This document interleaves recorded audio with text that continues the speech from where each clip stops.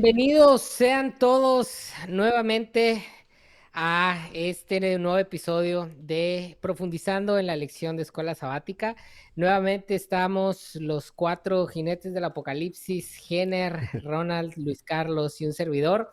Eh, esta semana va a estar muy interesante. Abrimos con Luis Carlos, que nos va a platicar un poquito de qué va la lección y vamos a poder tener tiempo aquí para dialogar y compartir ideas.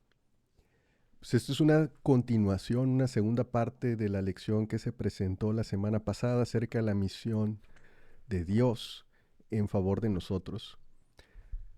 En su discurso de despedida, nos dice la introducción a la lección, en su discurso de despedida de Jesús de este mundo cuando iba a tener la ascensión al cielo, él les dijo algo a los discípulos que viene, que es el texto clave de la lección de esta semana en Mateos 28, 18 al 20. Primero les dice que toda autoridad le había sido dada en el cielo y en la tierra, y por lo tanto les comisiona ir a todas las naciones a ser discípulos. Esto es un texto muy conocido dentro del cristianismo, yo creo que no solamente dentro de la iglesia adventista, porque es la misión que Jesús encomendó a sus discípulos en esta tierra y que viene siendo la misión que cada uno de nosotros continúa en su vida diaria. Pero déjenme abrir la discusión acerca de este texto y de esta gran comisión que Jesús indicó para nosotros, eh, donde Él les dice, vayan y hagan discípulos. Y entonces vengo y me encuentro con un texto que me llamó mucho la atención de la parte del maestro del estudio del libro de escuela sabática, y se titula así, dice, Perspectivas sobre el estado actual del discipulado.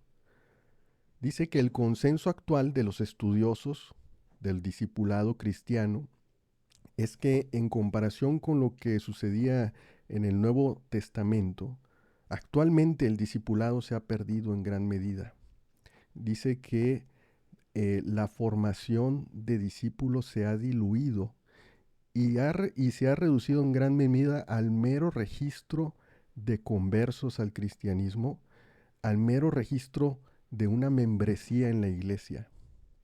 Lamentablemente, dice, el crecimiento actual de la iglesia se percibe como un crecimiento numérico, estadístico, sin mucha profundidad espiritual. En otras palabras, los cristianos son, en términos generales, mucho mejores convirtiendo a la gente que ayudando a los convertidos a convertirse en discípulos de Cristo. Y sé que es triste decirlo, pero este fenómeno implica que uno puede convertirse en cristiano sin tener que convertirse necesariamente en un discípulo de Cristo. Y con esta reflexión del estado actual del discipulado, yo quisiera que ustedes hablaran acerca de esta pregunta, de esta gran comisión, de cuál es el estado actual del discipulado, cómo entienden ustedes la misión, qué significa esta comisión que nos fue encargada por Jesús, qué significa ser discípulos, qué significa para nosotros hoy id y convertir o id, seguir, ir y seguir creciendo los números de una iglesia. ¿En qué sentido es convertir a la gente o en qué sentido es hacer discipulado? Ves que empezamos medio tétricos hoy, ¿no? Y con eso de los jinetes del apocalipsis, hoy yo me siento más Sancho Panza que jinete del apocalipsis. Y aquí con esta introducción de Luis, peor aún. Pero creo que, yo no sé cómo vean ustedes, pero quisiera proponer que, pues, es muy fácil perdernos en este tema, me parece. con un montón de definiciones que cada quien podemos traer a la mesa y que no necesariamente está mal, pero creo que aún, podemos encontrar un hilo conductor en la semana pasada. Y me parece que lo que el autor propone es muy interesante, o lo que el autor señala en la Biblia es muy interesante, ¿no? Y de hecho, él no propone una definición de qué es hacer misión, fíjate, hasta eso. Pero creo que no podemos avanzar sin tener un cierto grado de entendimiento o un cierto grado de acordar, de estar puestos de acuerdo en a qué nos referimos cuando nos referimos a hacer misión. En lo personal, cuando voy a la iglesia y me toca escuchar temas de misión o expresiones de hay que hacer la misión, les comparto lo que alcanzo a ver. A veces se refieren, hermanos, andamos bajos en bautizos, hay que echarle ganas y hay que traer las almas al Señor, o sea, hay que bautizar más números. Dos, ahí se nos está enmoheciendo el libro del año, hay que repartir más libros. Tercera definición, está muy sola la iglesia, vamos a traer gente. Y todas esas definiciones son diferentes y las he escuchado y he escuchado la frase hacer misión en el contexto de esas y más otras opciones, que seguramente ustedes han oído otras variaciones de esto, ¿no? Pero la semana pasada nos pone, creo, un hilo conductor de oro, cuando propone en Génesis 3:9, ¿no? Mas Jehová Dios llamó al hombre y le dijo, ¿dónde estás tú? ¿No? Esta pregunta está un tanto retórica, pues se supone que creemos en una deidad omnipresente, omnisapiente, omnipotente, como que ¿dónde estás? Y ahora me sale con que no sabe dónde estoy, ¿no? Pero esta pregunta tan trascendental, ¿dónde estás aquí ahora? ¿Dónde estás parado? ¿Hacia dónde estás viendo? Y que al mismo tiempo tiene la capacidad de decirte, seguramente no estás viendo a donde sabes que deberías estar viendo o alineado a donde deberías estar alineado, pero en la misma pregunta te tiende un puente. Ven, reconectemos o aprovecha la oportunidad de reconectar con la deidad. Qué profunda. Y me parece que de forma muy estratégica el autor no define misión, pero deja ahí eso. Y a mí me gustaría proponer que eso es hacer misión, que hacer misión es una tarea de origen divino, que primero Dios hace misión, que nosotros no hacemos misión para agradar a Dios, no hacemos misión porque somos los originadores de la misma. Es Dios quien inicia la misión con la pregunta, ¿dónde estás? ¿Ya te viste dónde estás? Pero al mismo tiempo, mira, aquí está el puente. Eres incapaz de construirlo tú. Aquí está el puente. Camínale. Nomás te toca caminar. Yo quisiera proponer que esa es la expresión de hacer misión que Dios nos da, ¿no? Que no tiene nada que ver con repartir más libros. Ojo, nada de esto está mal, ¿eh? O nada de esto no lo digo en forma negativa, pero no tiene, creo que es mucho más profundo que eso, hacer misión. Es hacer esa pregunta trascendental a nosotros mismos, escucharla de Dios. ¿Dónde estás? Hasta me da frío, ¿no? Pero mientras te está así partiendo el frío en dos, te das cuenta que la pregunta viene con una invitación cariñosa de, ya sé dónde estás, no te hagas bruto. Aquí está el puente para que empieces a caminar. Esa sería mi propuesta de hacer misión. Y si a eso estamos llamados a una tarea muy noble que inicia desde la divinidad. Nosotros nomás somos unos minions ahí, cargando un pedacito, aportando un pedacito que puede funcionar sin nosotros sin ningún problema, igual de bien, ¿no? No sé cómo lo vieron ustedes. Bien, mira, me llama mucho la atención esa parte de que comenta Jenner, ¿no? Lo puedo entender también o agregar que esa misión es más de relacionamiento, es un acercamiento a la otra persona. Y escuchando lo que dice Luis, pues se me vino a la mente por ahí la historia muy conocida de Calcuta, ¿no? De ese lugar en la India donde la Madre Teresa pues dejó ahí un legado Y me hizo muy interesante en el momento en el que pude por ahí leer que estas hermanitas se levantan en promedio 4 de la mañana a hacer su acercamiento con Dios, su devoción, y posterior a eso salen de una manera muy tranquila, muy pacífica, viendo en qué van a poder ayudar o aportar a un necesitado. Eh, Sin prisas, sin el correteo del tiempo, y en ese movimiento no intervienen los números. Para ella no hay una meta que a la semana tienen que atender a 100 enfermos y dar 50 comidas, ¿no?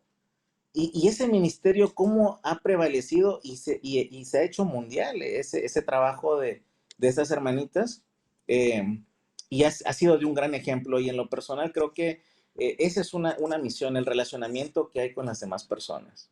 Fíjate que ahorita que hacían el cuestionamiento de qué entendemos por misión, ¿no?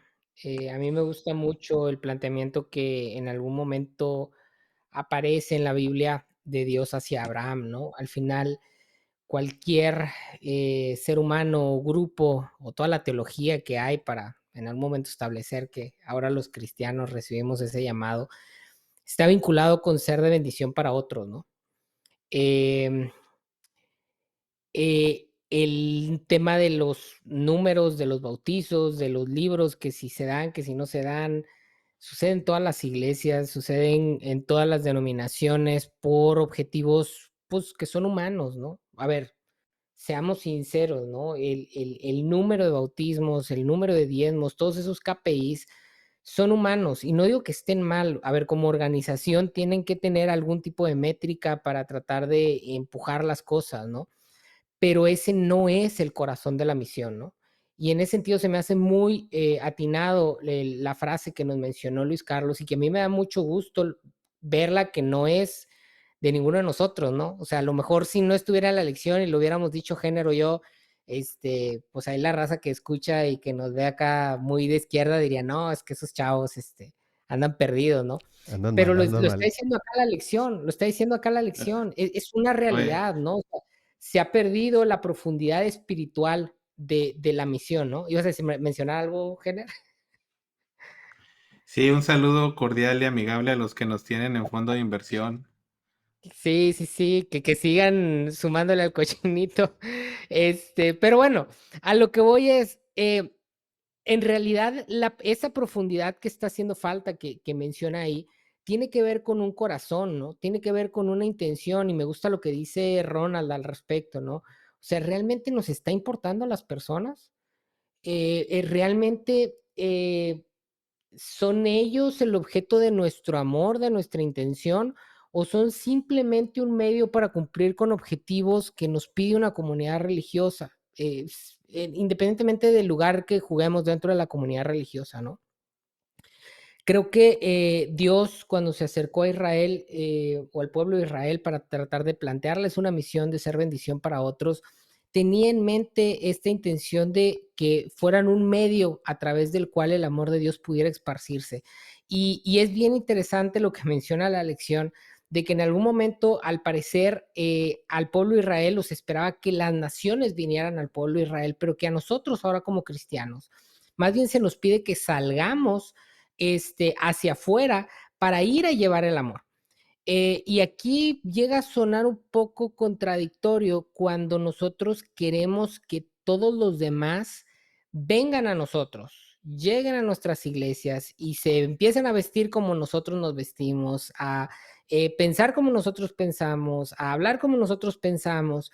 Y creo que se pierde en este sentido este elemento de ir allá afuera, estar ahí con ellos. Si se fijan, Jesús en todos sus evangelios no vas a encontrar llevando a la gente a la iglesia, ¿no? Llevando a la gente a la sinagoga. Él iba a los lugares ahí con las prostitutas, ahí con los recaudadores de impuestos, comía con ellos, pensaba en sus necesidades, las suplía y entonces había un cambio de corazón. Entonces había un cambio de corazón. Con esto no estoy diciendo que es malo que las personas lleguen a la iglesia, ni mucho menos. Estoy hablando de cuál es el fondo, ¿no? De ese salir, de ese ir tratando de ser bendición para otros. Y me gusta mucho aquí en la parte del miércoles, en algún momento en donde dice que de alguna manera cuando tú ganas a alguien para Cristo, no para una iglesia, cuando ganas a alguien para Cristo y entendamos a Cristo como esto que lo hemos hablado también en lecciones pasadas, como esta representación del amor, de la gracia, cuando tú ganas a alguien para eso, se hace, lo dice textualmente aquí la tía White, por la eficacia del amor de Cristo. No por estrategias que podemos tener nosotros como personas o como organizaciones o como instituciones, ¿no? O sea, si no está el amor de Cristo dentro de nosotros como medio para llegar a las demás personas, es vano, ¿no? Esta semana una persona me recordó este texto de 1 Corintios 13 que dice que, oye, si logramos hacer lo que querramos hacer, pero si no hay amor, de nada sirve. Somos como un instrumento desafinado que se oye mal. Y acépteme eh, no, a ver, entendamos, yo no soy perfecto ni pretendo decir que yo tengo la verdad ni que soy, pero seamos sinceros. Y la iglesia en general, no solo hablo de la denominación que genera estos libritos, o sea, la iglesia en general en el mundo de hoy suena como un instrumento desafinado. Esa frase de 1 Corintios 13 hace mucho ruido, porque por mucho que hacemos campañas de salud, de educación, de evangelísticas, no está haciendo un ruido que sea atractivo, que sea que apele al corazón a través del amor de Cristo de la gente, ¿no? La gente cada vez ve más en las iglesias irrelevancia, y eso es algo que nos tendría que preocupar si es que tenemos amor por esas personas, ¿no? Y no por un tema de que nos preocupe que las iglesias a lo mejor se estén vaciando, que la gente esté dejando de ver relevancia en las iglesias, no. Nos debería estar preocupando porque esas personas son personas que están quedando alejadas o sintiéndose alejadas o sin tener esa cercanía del amor de Dios. Fíjate que, híjole, ya vamos a empezar. La lección habla, de hecho, habla de los tres evangelios, revisita un concepto similar en los cuatro evangelios. Quisiera abordarlo por Juan, ¿sí? Porque dice Juan 21, Juan 20, 21 y... Sí, Juan 20, 21. Entonces Jesús les dijo otra vez, paz a vosotros, como me envió el Padre, así también yo os envío. Y el 22, y habiendo dicho esto, sopló y les dijo, recibid el Espíritu. Como me envió el Padre, así también yo los envío. Y este concepto se repite en Lucas, en Marcos y aquí lo tenía, en Mateo también. Como la gran comisión también la dicen, ¿no? Por tanto, ir y hacer discípulos y bautizadlos y enseñándoles todos los que les he mandado. Pero otra vez preguntándonos, haciéndonos esta pregunta fundamental, ¿qué significa hacer misión?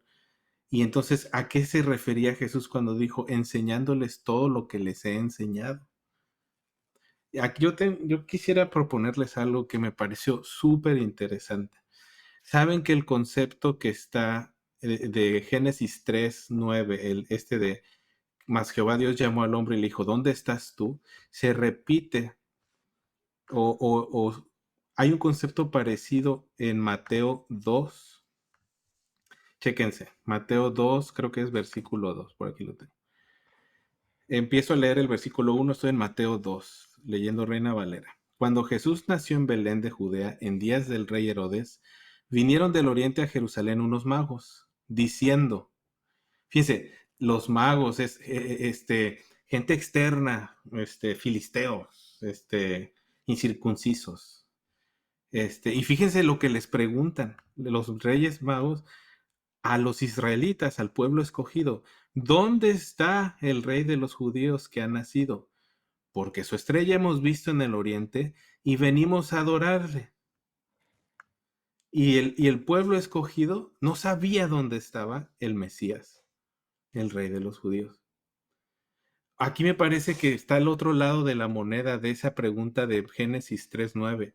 Cuando llega Dios en la narrativa del jardín del Edén, Adán, ¿dónde estás? O hijos míos, ¿dónde están? Adán y Eva, ¿dónde están? ¿No? Esta pregunta retórica trascendental. ¿Dónde estás? Dios preguntándonos a nosotros.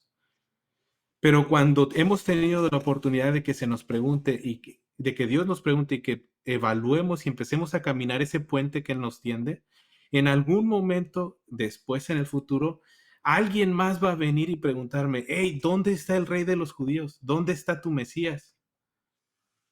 Y por lo menos en la narrativa de Mateo 2, voy a andar bien perdido también.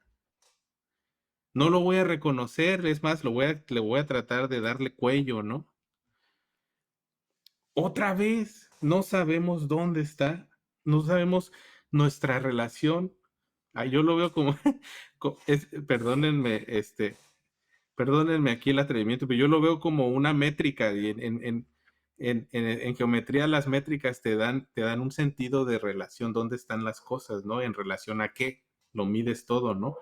Pues aquí Dios nos pregunta a nosotros en Génesis y alguien más viene y nos pregunta, y la cosa es que andamos bien perdidos. En las dos oportunidades que como humanidad se nos da, andamos bien perdidos.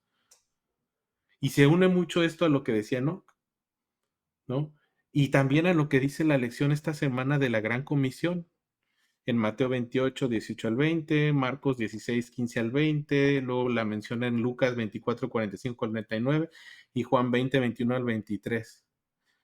Pero ¿cómo vamos a ir y decirle a la gente lo que Jesús o el Mesías nos ha enseñado si cuando nos preguntan dónde está el Mesías no sabemos? Y no solo no sabemos, le queremos dar cuello, ¿no? Entonces aquí tenemos un gran desafío, ¿sí? Y esto me hizo pensar, lo que no dijo, estaba diciendo, me hizo pensar mucho en esto, ¿no? Que me pegó así, fue un golpe abajo del cinturón cuando encontré esto de Mateo 2, porque, o sea, ni a la segunda oportunidad le pudimos dar, o sea, como humanidad, no sabíamos dónde estábamos en el jardín de Edén, no sabíamos dónde estaba nuestro Mesías cuando se nos preguntó y decíamos que lo estábamos esperando. ¿Cómo vamos a saber, cómo llevar lo que el Mesías nos ha enseñado? ¿Cómo vamos a saber cómo cumplir esta gran comisión? Claramente, continuamente nos vamos a estar equivocando. Y es por eso que hoy me parece que lo que dice no, pues no me queda otra más que estar de acuerdo. Cada vez en la iglesia organizada somos menos relevantes. Cada vez nos ganamos más, subimos nuestros niveles, eh, subimos nuestros niveles de irrelevancia y cada vez rompemos el récord mundial de irrelevancia, ¿no? Pues hay menos profundidad espiritual, ¿no? Como decía el texto. A veces se vuelven clubs de relaciones, de amistades. Y es bien importante lo que tú dices ahora, el cuestionamiento de dónde estás, es súper relevante, ¿verdad? Porque Sí. yo los voy a llevar a Hechos 1:8, donde Jesús les dice, pero recibiréis poder cuando haya venido sobre vosotros el Espíritu Santo. Cuando haya venido sobre vosotros. Y luego dice, me seréis testigos en Jerusalén. Esta palabra de me seréis testigos, o sea, serán mis representantes. A través de ustedes verán lo que yo soy. Y ese es el tema del discipulado. El tema del discipulado no es un tema de hacer convertidos y traer a 10 personas detrás de ti solamente para que vayan obteniendo lo que tú les estás diciendo digeridito. Aquí está el resumen, aquí está el PPT, chútatelo y ya con eso tienes para completar tu curso de discipulado, ¿no? Es un tema en el que el discípulo primero aprende del maestro, aprende de alguien. ¿De qué forma aprende? No aprende en una lección eh, didáctica teórica, aprende viendo lo que hace. Y es por eso que en Hechos 1:8 te dice, me seréis testigo, porque lo que tú haces es lo que la otra persona va a ver. Y a través de ti va a ver el amor de Cristo, va a ver el poder del Espíritu Santo, va a ver cómo eres, cómo te conduces, cómo te relacionas.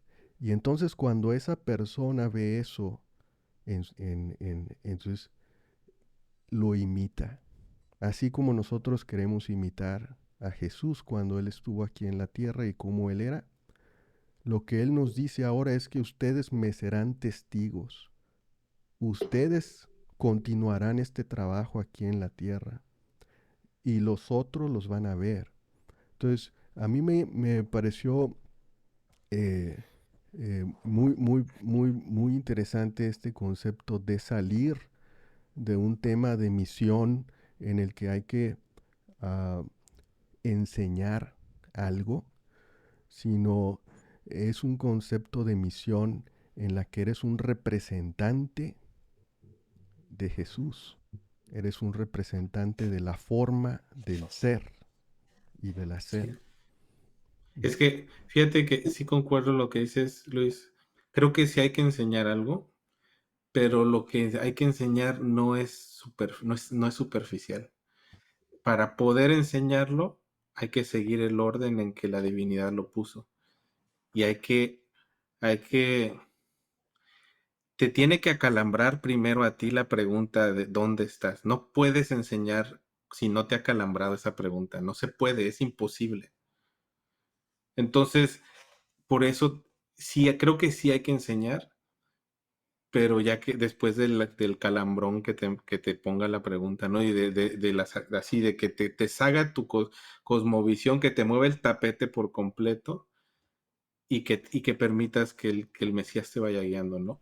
Sabiendo que estamos tan dañados que si me descuido, me va a pasar con Mateo 2:2. Cuando alguien de afuera venga y me pregunte, ¿dónde está tu Mesías? En una de esas voy a andar yo tras el Mesías queriéndole dar cuello, ¿no? Oye, y eso pasa todos los días, ¿eh? O sea, Sí, eso pasa claro. cuando estás en el trabajo y te piden algo. Ah, ese es cristiano. Mira lo que hizo. Mira lo Mira, que hacen, mira oye. cómo le habló al otro. Mira que se está quejando. Mira que me está reclamando. Es que ¿Cómo le dicen? Hermano. ¿Es hermano? por eso, por eso la calambrada no es comunitaria, la calambrada es personal. Y eso, fíjate que también, eso que dices, Luis, es muy interesante, porque hay este estereotipo o este status quo del cristiano, que me acuerdo mucho mi abuelo materno decía, que ya ven que el cristiano la mansedumbre y eso, él decía, a esos hermanitos aleluyas les encanta la mansedumbre, ahí los tienen atontados a todos. Les predican de mansedumbre, pero lo que quieren es que practiquen la mansedumbre, ¿no?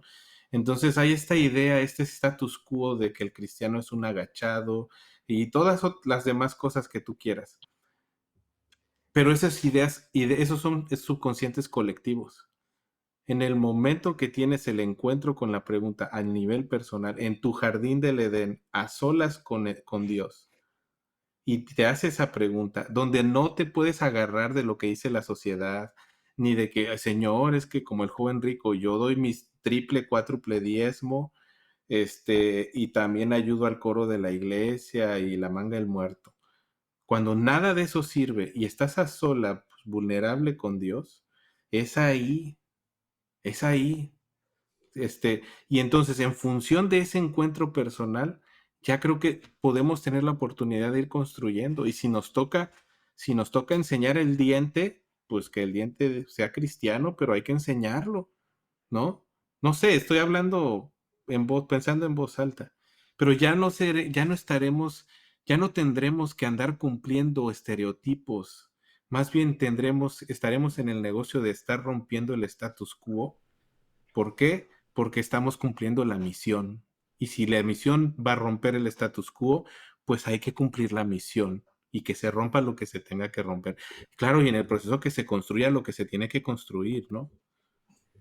Muy Hasta bien. aquí mi reporte.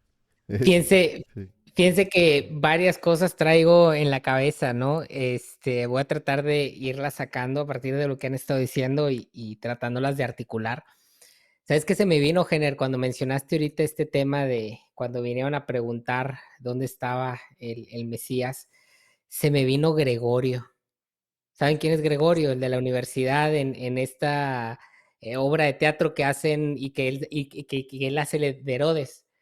¿Se acuerdan? Digo, yo creo que ahí hay una licencia poética, ¿no? Pero se me vino a la cabeza ese momento, esa escena. Digo, para los que no saben, perdón, la iglesia universitaria de Montemorelos en Navidad hacen ahí una obra de teatro del nacimiento de Jesús. Y es este personaje de Herodes que cuando llegan y le preguntan y se van, después de que pues no supieron cómo decirle dónde estaba el Mesías, él dice, el rey de los judíos, yo soy el rey de los judíos. Y por un lado, pues nos es muy fácil, ¿no? Ver a los antagonistas en la Biblia, pero a veces tendríamos que ponernos en sus zapatos, ¿no? ¿Hasta qué punto no sabemos dónde está el Mesías porque nosotros creemos ser el rey de nuestro propio universo, ¿no? Nosotros estamos en esa posición central y a veces no solo las personas, ¿no? A veces son también las instituciones y a veces las instituciones se ponen en el papel que le corresponde a Cristo, ¿no? Y se convierte en, a ver, me tienen que venir a ver a mí, ¿no? ¿Quién es el Mesías, no? Yo soy el rey de los judíos, yo soy el que tienen que venir a ver, yo soy el que tienen que adorar. Y nos puede pasar a las instituciones, nos puede pasar a nosotros como personas, y es por eso que a veces andamos perdidos. Me gusta también lo que ha estado haciendo Jenner de tratar de conectar con la semana pasada, con esta pregunta de dónde estás, porque creo que al final de cuentas el hacer discipulado o el hacer discípulos nos tiene que llevar primero a nosotros ser discípulos. Y eso tiene que ver con nuestra identidad y con nuestro propósito. Tiene que ver con responder, como bien dice Genera, la pregunta, ¿dónde estás? ¿No? ¿Quién eres? Porque si no entendemos que nosotros somos los discípulos de Jesús y que solo cuando nosotros somos discípulos de Jesús, entonces podemos traer a otros al discipulado, porque no es que me discipulen, o sea, que sean discípulos míos, es tratarlos de llevar a ser discípulos de Jesús. Es decir, que emulen lo que yo hago al ser un seguidor de Jesús. Me di a la tarea de buscar en la Real Academia la definición de discípulo y dice que es aquel que aprende bajo la dirección de un maestro. Y el maestro es Jesús. Me gustó lo que dijo Luis Carlos, ¿no? De decir, al final de cuentas, nosotros tendríamos que estar siendo los testigos, es decir, los testimonios, los que están de alguna manera tratando de replicar o de emular la forma en la que vivió Jesús.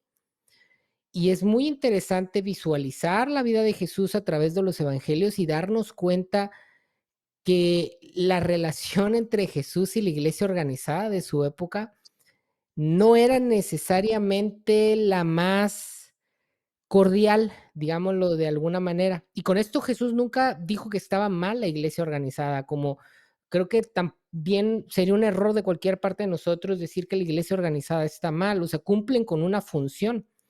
Pero si nosotros vamos a seguir el ejemplo de Jesús, nosotros tendríamos que ser revolucionarios dentro de la institución y estar más preocupados por las personas que están afuera que por lo que puede decir, opinar la iglesia, al grado de que en algún momento lo trataron de matar cuando se paró él en la sinagoga y abrió el libro de Isaías y infirió que él era el Mesías y lo trataron de matar y que al final lo terminaron matando.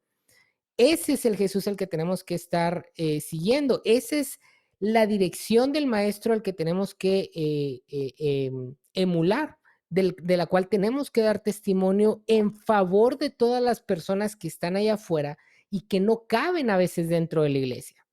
Y que a veces la iglesia, no estoy diciendo aquí atacando a nadie en lo particular, de hecho me gusta que la lección da ciertos guiños a esto que voy a decir, pero yo lo voy a decir con, pues ahora sí que sin pelos en la lengua, pues porque al final de cuentas a mí no me pagan y a los que hicieron la lección sí. Lo voy a decir sin pelos en la lengua, o sea, a veces la iglesia quiere traer a la gente a la iglesia, cuando no ese es el objetivo de la misión. Jesús no llevó a nadie a la iglesia. Jesús, siendo iglesia, salió a buscar los que estaban perdidos. Y no necesariamente para llevarlos de regreso a la iglesia, sino para llevarlos a Dios, para hacerles partícipes de la buena noticia de un Dios que los ama y que está lleno de amor y de gracia. No importa si eres homosexual, no importa si eres prostituta, no importa si te agarraron en adulterio, no importa. Un Jesús que va a hacer hasta lo imposible por deshacerse de esos religiosos que te señalan y que te quieren hacer sentir que eres menos, para hacerte ver que delante del reino de Dios tú vas por delante de aquellos que a veces andamos en la iglesia. Ese es el Mesías al que nosotros tenemos que emular, ese es el Mesías al que nosotros tenemos que dar testimonio, ese es el Mesías que tenemos que de alguna manera, al que tenemos que de alguna manera ser discípulos y discipular. Y esto no es sencillo, y esto no es cómodo. Y por eso, mientras yo piense que yo soy el rey de los judíos, como diría Gregorio con esa voz poderosa que tiene, mientras yo piense eso, yo no voy a ser un discípulo. A lo mejor voy a traer gente a la iglesia, a lo mejor, pero esas personas tampoco van a ser discípulos. Esas personas tampoco van a saber quiénes son ni dónde están.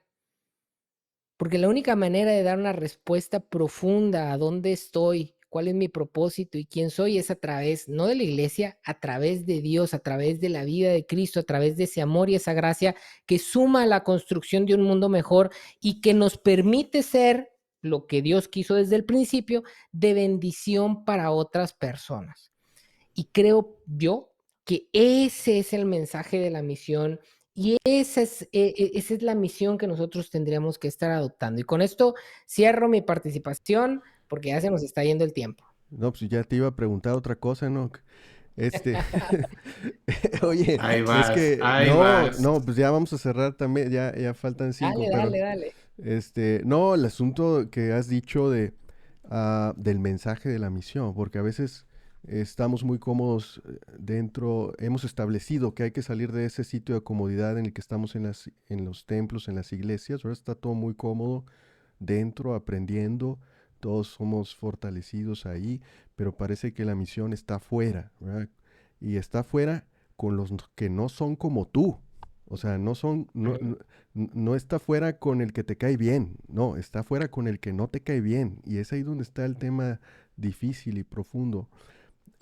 Pero luego viene el tema del mensaje. ¿Cuál es el mensaje que llevas? Y es ahí cuando creo que también podemos confundirnos un poco en qué mensaje le llevas. O sea, es que no está bien tomar alcohol. Y sabes que la camiseta tienes que llevar corbata, ¿verdad? Entonces, o estoy poniendo un extremo muy, muy figurativo, muy simple, pero a veces el mensaje también que llevamos, tenemos que salir de la comodidad de lo que dice el libro, ¿verdad? Tienes que llevar el mensaje correcto. Y el mensaje correcto, pues, solo es uno, es el Evangelio eterno. Y el Evangelio eterno es el mensaje de la gracia, el mensaje de la salvación por la muerte de Cristo. Eh, entonces, yo creo que también una vez que te has identificado, como dice Jenner, como alguien donde te ubicas donde estás, después has aceptado que la misión no es dentro de la iglesia, que es afuera. Bueno, ahora tienes que tener cuidado con cuál es el mensaje que llevas, qué es lo que le vas a decir al otro, qué es lo que vas a compartir. Y es ahí donde yo creo que es más que compartir, es un tema de discipulado. Es un tema de no llevar capítulos y capítulos de enseñanzas, sino más bien participar juntos de un proceso de desarrollo de la vida, de un proceso de desarrollo espiritual, de un proceso de convivencia y crecimiento espiritual en Cristo, más que de un proceso de aprendizaje teórico. Y eso es lo que yo quería más o menos aterrizar. Y ya el proceso que termina el Mateo 18, Mateo que era 28, 18, donde dice entonces enseñad y bautizarlos, es el proceso final, pero el, el punto de la misión es hacer discípulos, ¿verdad? A través Y, del mensaje correcto, Ronald.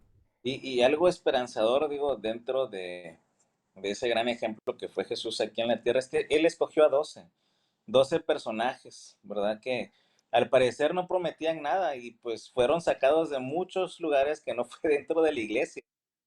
Y esos 12 Jesús los llamó sus discípulos.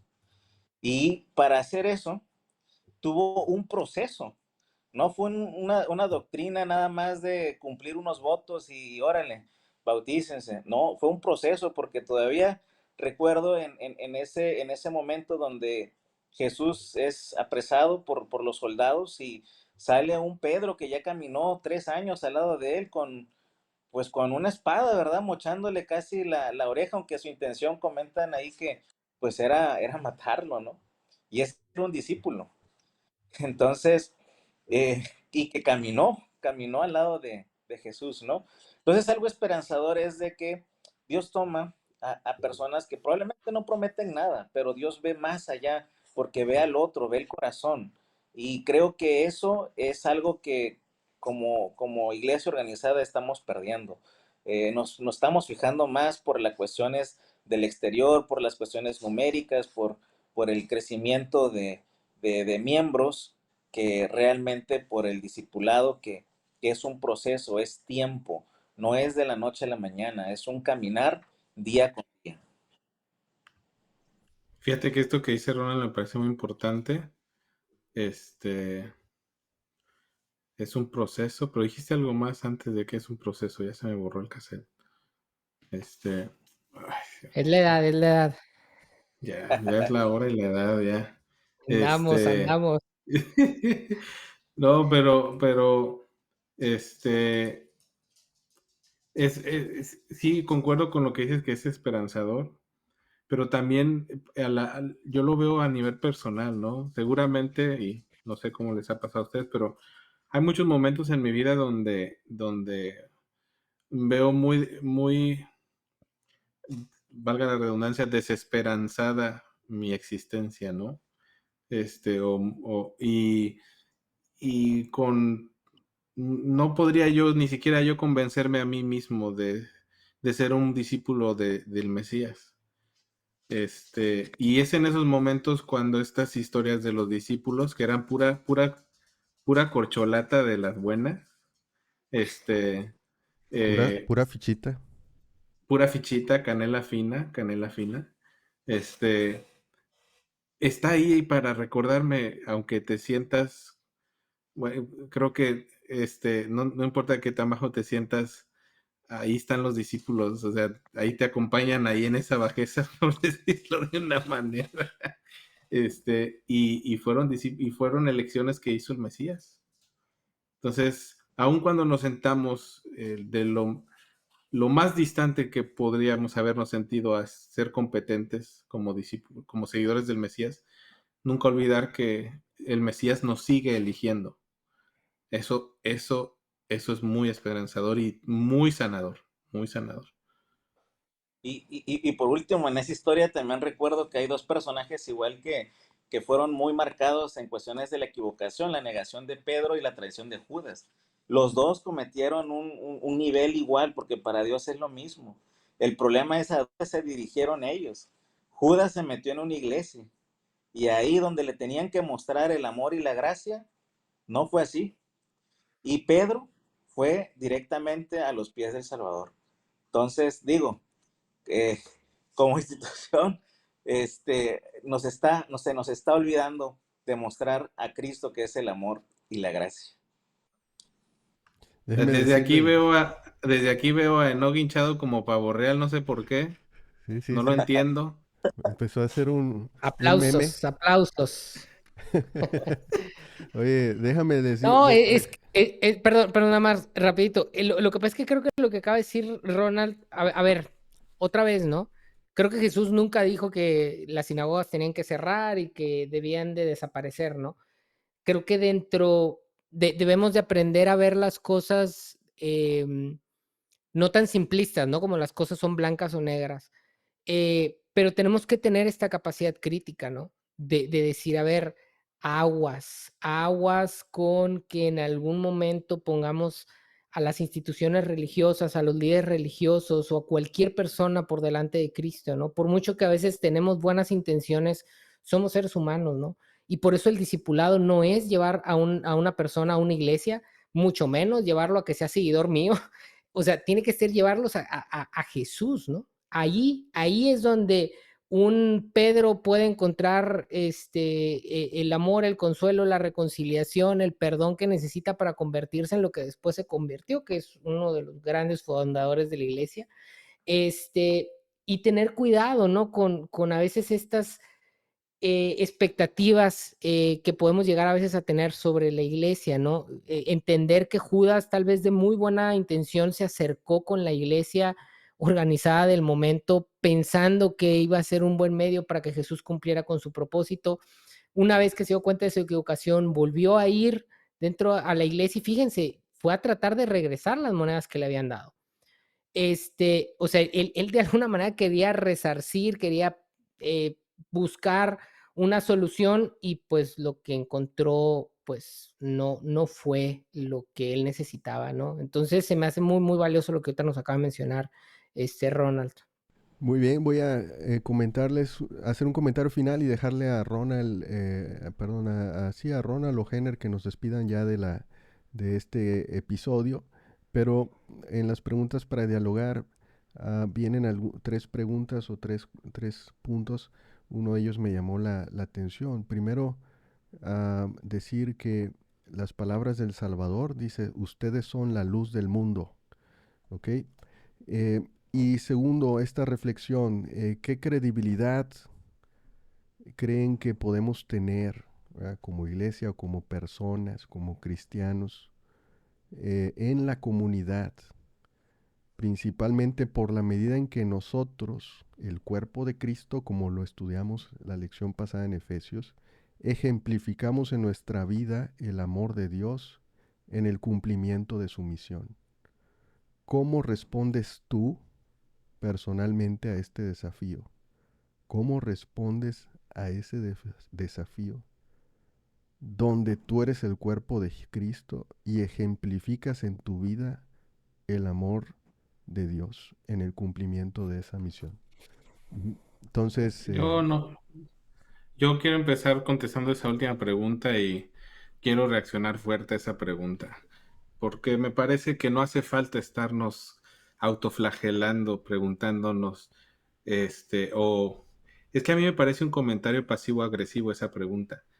No hace falta estarnos diciéndonos que somos el cuerpo de Cristo. Pues si somos imperfectos, ¿qué queremos generar más estrés o ansiedad o qué? O sea, somos imperfectos. Y en nuestra idea, el Mesías es divinidad, es perfección, lo que sea que eso signifique y como lo definamos. Eso solo genera estrés en nuestras mentes. Yo quisiera proponer que en vez de estar preocupándome y estresándome o permitiendo que genere ansiedad en mí de que nunca voy a alcanzar los indicadores del Mesías, ¿no? Utilizando la frase de no me dio mucha risa, pero no quise meter ruido ahí. Los KPIs del Mesías. Nunca voy a lograr esos KPIs, nunca los voy a alcanzar, nunca voy a llegar al bono del Mesías. Porque no soy el Mesías, no soy Dios, y no soy necesitamos llegar, humano. No hay un requisito como para que diga tienes que cumplirlo, ¿verdad? Porque no somos divinidad, Pero es el ¿sí? Pero proceso, lo que ¿no? sí, pero lo que sí estamos surgidos a hacer es encontrarnos en la privacidad de nuestro jardín del Edén con el Mesías y enfrentarnos a la pregunta, ¿dónde estás? En la privacidad de nuestro propio jardín del Edén. Eso sí nos surge. Bueno, a mí en lo personal. Y si esta pregunta me parece que es una invitación a recordarme, necesitas constantemente ir a tu jardín del Edén y encontrarte con Dios a través de esta pregunta, ¿dónde estás aquí y ahora? En lo personal, yo sí me puedo hacer cargo de eso sin que me dañe la cabeza, mi equilibrio mental, y no le pongo atención absoluta al tema de hay que cumplir el status quo, de lo que es ser seguidor del Mesías. No me interesa en lo más mínimo. Me interesa escuchar directamente la voz de Dios, preguntándome dónde estoy ese día. Porque si no lo hago, entonces sí, mi naturaleza normal de continuo al mal, solito me voy a empezar a autogolear. Muy bien, pues bueno, ya escuchamos estos comentarios que estuvo muy, muy bueno. Así que, pues déjenos sus comentarios, aquí los leemos y nos vamos a ver en el próximo episodio la próxima semana. Nos vemos. Hasta luego.